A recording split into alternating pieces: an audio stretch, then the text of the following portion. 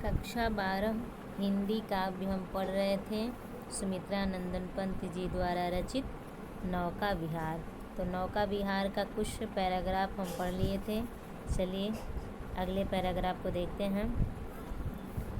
पतवार घुमा अब प्रतनु भार, नौका घूमी विपरीत धार। डांडों के चल कर तल पसार, भर भर मुक्ता फल फेन स्फार। बिखराती जल में तार हार, बिखराती जल में तार हार। चांदी के सांपों सी रलमल, नाचती रश्मियाँ जल में चल।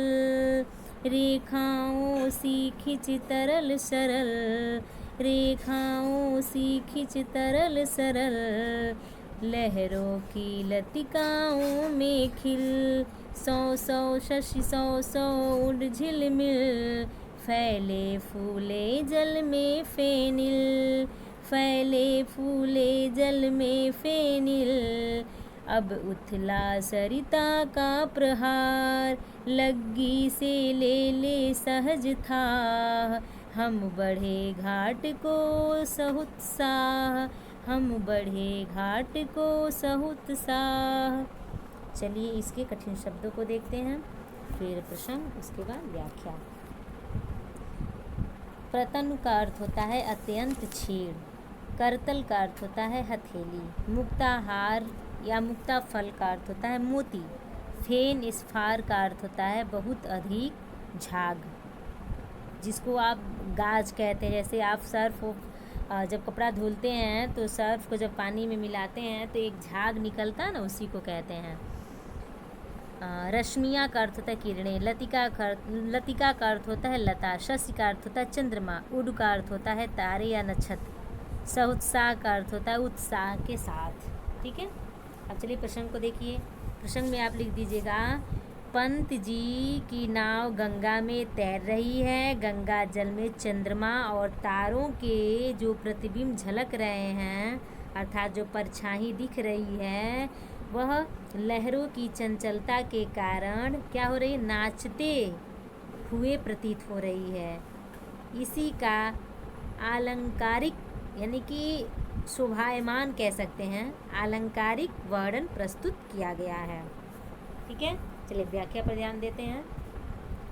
देखिए, जब भी आप प्रकृति या वातावरण के बारे में पढ़ते हैं या सुनते हैं, तो जब उसको आप इमेजिंग करेंगे तभी समझ में आएगा। आप कल्पना कीजिए, जब आप सोचने लगेंगे, कल्पना करने लगेंगे, तो सब कुछ आपको वैसे ही दिखेगा। जब दिखने लगेगा तो अपने आप अर्थ समझ में आएगा।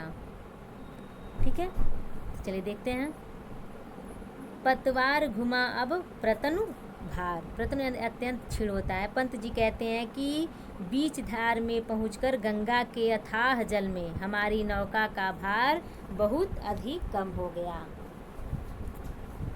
कहने का मतलब है कि यह वैज्ञानिक सत्य है, यानी वैज्ञानिकों के द्वारा शोध किया हुआ है ये, कि जब पर्याप्त द्रव में तैरती हुई जो वस्तु होती है, वह उसका भार क्या होता है, कम हो जाता है।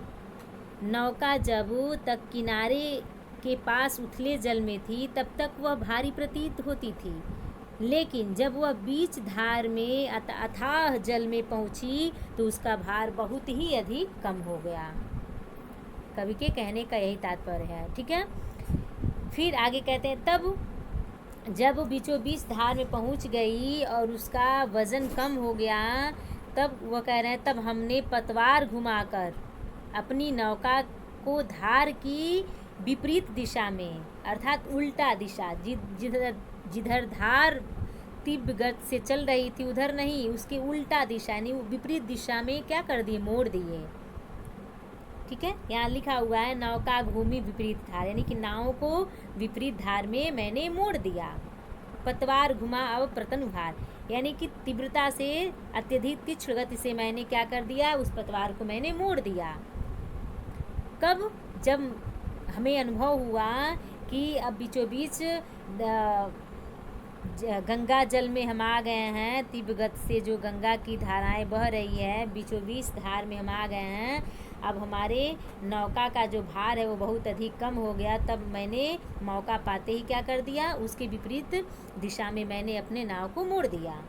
सिंपल सी बात, समझने का प्रयास कीजिए। फिर आगे कहते हैं, डांडों के चल करतल पसार, और डांडों के चलाने से जल में अत्यधिक क्या हो रहा है, झाग उत्पन्न हो रहा है। भर भर मुक्ता फल फेनस फार, जिसे देखकर ऐसा लगता है मानो डांडे अपनी हथेलियां फैलाकर उनमें अत्यधिक मात्रा में झाग रूपी मोतियों को भर भर कर तारों रूपी मोतियों के हार को तोड़कर उन्हें क्या कर रहा है, जल में बिखेर रहा हो। यहाँ है बिखराती जल में तारहार, मानो कि अपने हथेलियों को फैलाकर वह झाग रूपी मोतियों को, कहाँ से झाग उत्पन्न हो रहा है, गंगा नदी से, यानी गंगा के जल से।